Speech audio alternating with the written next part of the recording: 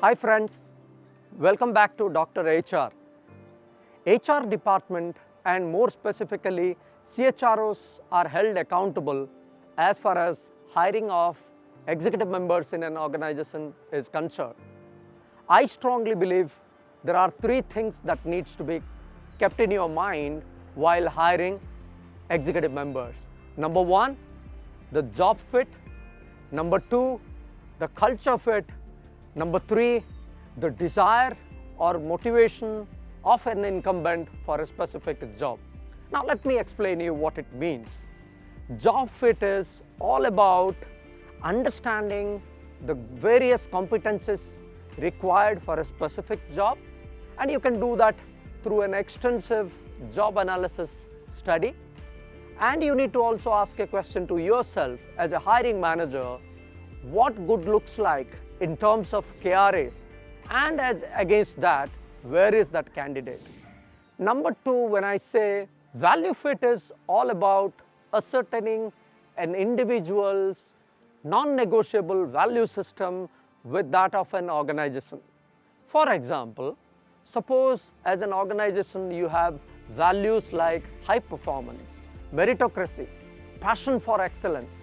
We need to know how there is an alignment between what an organization is expecting and what the candidate has to offer. There are also plenty of tools available in the market.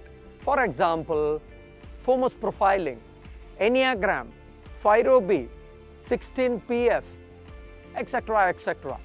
Each of this tool is going to help you out in terms of understanding an individual's dominating or preferred style of working, and you can well articulate and you can see whether there is an alignment between an individual's value system with that of an organization. A candidate's desired interest levels for a specific job. How do you do that? You need to find out whether the candidate is willing to accept the challenges, whether the candidate is willing to take pressure, whether the candidate is willing to commit to an organization and take up that challenge. These things will help you out in identifying the motivation level of an incumbent. Most of the organizations have done a good job of incorporating assessments into their hiring processes. I also believe such assessments adds tremendous value as far as predicting the future behavior of a candidate is concerned. Most of you wanted to know, as a practicing CHRO, what kind of questions I ask to candidates at an executive level. Here is a hypothetical question. You are left in a desert with minimum of food and minimum of water.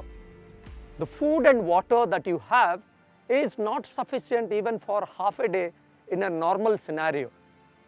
You have 200 bricks, and rescue by any means is not possible before the expiry of 13 days.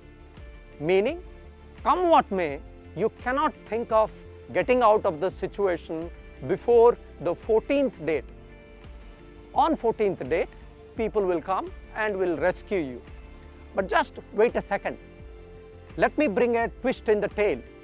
The food that you have is cooked food, not dry fruit. In this case, what would be your survival strategy? In all such hypothetical questions, there are no right or wrong answer. Why we ask such question is just to identify when you are pushed very hard against an uncertain situation, how as a candidate you behave. How creative are your solutions, and whether that makes any logical sense or not.